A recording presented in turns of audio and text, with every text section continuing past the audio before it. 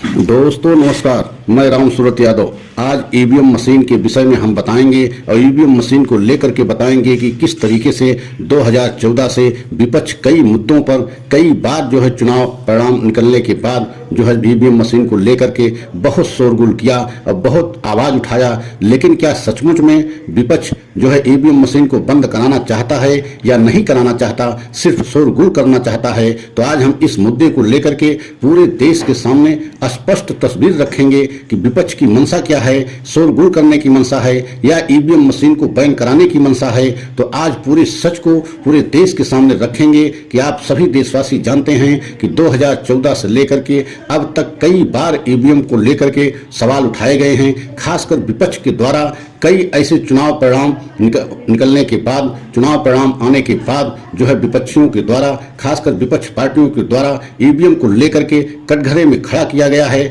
और ये कहा गया है कि ईवीएम एक तरीके से हैक की जा सकती है और ईवीएम में गड़बड़ी करा करके बीजेपी चुनाव जीत रही है। लेकिन इस बात को बीजेपी कभी नहीं माना। लेकिन आज हम यह भी खुलासा करेंगे कि ईवीएम मशीन को लेकर के क्या जो है विपक्ष सचमुच जो है गंभीर है कि ईवीएम मशीन को बैन होना चाहिए या नहीं होना चाहिए। तो आज हम इसी पर खुलासा करेंगे कि आपने देखा है कि कई ऐसे चुनावों को लेकर के, खासकर गुजरात का उदाहरण आप देखिए, जब अभी गुजरात के जो है 4-5 महीने पहले चुनाव हुआ था तो उस चुनाव को लेकर के सड़क से लेकर के संसद तक हंगामा हुआ था कि एक तरीके से ईवीएम को गड़बड़ी करा करके बीजेपी एक तरफा बहुत बड़ी जीत दर्ज कर ली है। आप यह भी देखा होगा कि संसद तक में इसमें हंगामा हुआ था कि ईवीएम को लेकर के जो है बीजेपी चुनाव जीत रही है। लेकिन आप 2019 के चुनाव को देखिए कि उस समय जब बहुत बड़ी जीत बीजेपी को मिली थी तो उसको लेकर के भी पूरा विपक्ष एक तरीके से ईवीएम के ऊपर सवाल उठाया था और कहा था कि ईवीएम में गड़बड़ी करा करके बीजेपी चुनाव जीत रही है।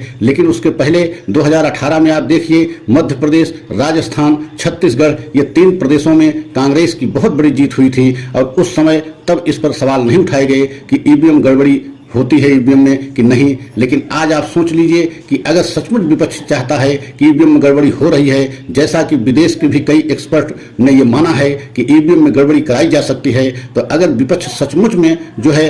ईवीएम मशीन को बैन कराना चाहती है तो उसके लिए कोई ठोस कदम विपक्ष क्यों नहीं उठा रहा है? आपने देखा है कि अभी कर्नाटक के चुनाव में कांग्रेस की बहुत बड़ी जीत मिली है और उस जीत के बाद कहीं ईवीएम पे कोई सवाल नहीं उठाया गया है। और इसी तरीके से अगर 2-4 प्रदेशों में जैसे अब चुनाव होने वाले हैं, मध्य प्रदेश, राजस्थान, छत्तीसगढ़, मतलब 2023 तक चुनाव हो जाएंगे, तो कहीं इनमें भी कांग्रेस की जीत होती है तो इस पर भी किसी प्रकार के सवाल नहीं उठेंगे। लेकिन अगर 2024 में जब चुनाव होगा तो उसमें भी अगर बीजेपी बहुत बड़े अंतर से जीतती है, जैसा कि 2019 में जीती थी, तो पुनः जो है ईवीएम सवाल के घेरों में आ जाएगा। तो अगर विपक्ष ईवीएम मशीन को बैन कराना ही चाहती है, तभी आपने देखा है कि जो है संसद भवन के उद्घाटन को लेकर के पूरा विपक्ष एक तरीके से बहिष्कार कर दिया और उस जो है कार्यक्रम में पूरा विपक्ष लगभग 20 पार्टियां जो है उसमें शामिल नहीं हुई। तो क्या अगर विपक्ष सचमुच में अगर ईवीएम को बैन कराना चाहती है तो इसी तरीके से एक तरीके से ईवीएम को लेकर के बहिष्कार करे, चुनाव आयोग में जा करके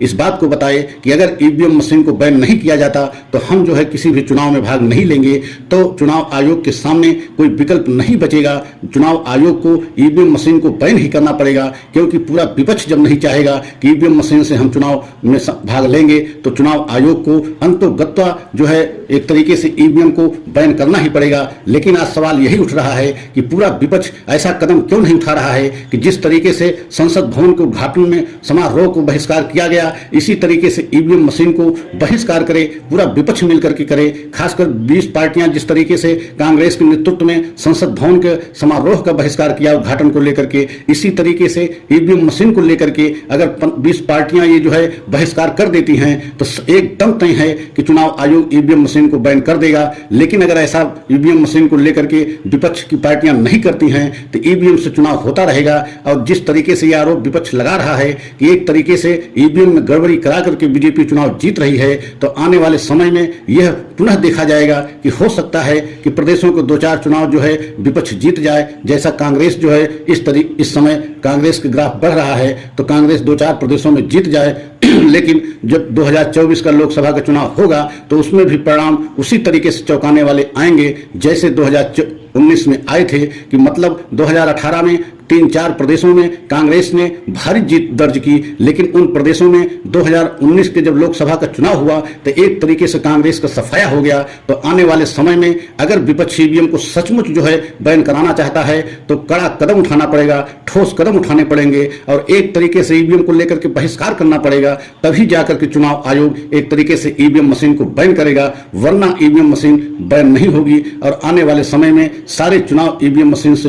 होते रहेंगे। और जब जब जो है बड़ी बड़ी जीत जो है खासकर बीजेपी को मिलेगी तो उस पर सवाल उठेंगे। और यही वजह है कि क्या विपक्ष पूरा सिर्फ देश को गुमराह कर रहा है और यह बताना चाह रहा है कि बीजेपी ईवीएम मशीन के सहारे चुनाव जीत रही है। और अगर ऐसा है तो पूरा विपक्ष मिल करके ठोस कदम उठाए, पूरे चुनाव का बहिष्कार करे, तो चुनाव आयोग के सामने कोई विकल्प नहीं बचेगा, ईवीएम मशीन को बंद ही करना पड़ेगा। लेकिन ऐसा कदम विपक्ष क्यों नहीं उठा रहा है? क्या एक तरीके से पूरे देश की जनता को सिर्फ मैसेज देना चाहता है विपक्ष कि ईवीएम मशीन की गड़बड़ी से बीजेपी चुनाव जीत रही है? और अगर जीत रही है तो उसके खिलाफ जो है विपक्ष मिल करके एक ठोस कदम क्यों नहीं उठा रहा है और पूरे चुनाव का बहिष्कार करे? और चुनाव को अगर बहिष्कार करेगा तो एकदम तय है कि ईवीएम मशीन को बैन करना पड़ेगा चुनाव आयोग को, इसके अलावा कोई विकल्प नहीं बचेगा। तो जिस तरीके से आने वाले समय में 2019 में आपने देखा था, 2014 में भी देखा था कि बहुत बड़ी जीत जो है बीजेपी को मिली थी, और उसी तरीके से 2024 में आने वाले समय में लोकसभा के चुनाव होने हैं, मतलब एक साल से भी कम समय बचे हैं। और ऐसे में अगर विपक्ष कोई ठोस कदम नहीं उठाता और ईवीएम मशीन को बैन नहीं कराता तो आने वाले समय में जब बीजेपी की पुनः बड़ी जीत मिलेगी तो यही सवाल उठेंगे। और अगर बीजेपी नहीं जीतती, कांग्रेस या विपक्ष चुनाव जीतता है तो पुनः जो है ईवीएम का मामला ठंडे बस्ते में चला जाएगा। तो सभी देशवासियों को बताना चाहते हैं कि अगर विपक्ष सचमुच ईवीएम मशीन को बैन कराना चाहता है तो कोई ठोस कदम उठाए और उसके खिलाफ एक तरीके से बहिष्कार करे पूरा विपक्ष मिलकर के, तभी जाकर के ईवीएम मशीन बैन हो सकती है। जिस तरीके से विपक्ष पार्टियों का कहना है कि ईवीएम मशीन के गड़बड़ी से और ईवीएम मशीन में एक तरीके से गड़बड़ी करा करके 2014 से लगातार बीजेपी चुनाव जीत रही है। अगर ईवीएम मशीन को हटा दिया जाए, बैलेट पेपर से चुनाव कराया जाए तो कहीं भी किसी भी प्रदेश में बीजेपी चुनाव नहीं जीतेगी। तो अगर पूरा विपक्ष सचमुच में गंभीर है खासकर ईवीएम मशीन को लेकर के, तो उसको ठोस कदम भी उठाना चाहिए। जिस तरीके से जो है पूरा विपक्ष एक साथ इस समय दिखाई दे रहा है,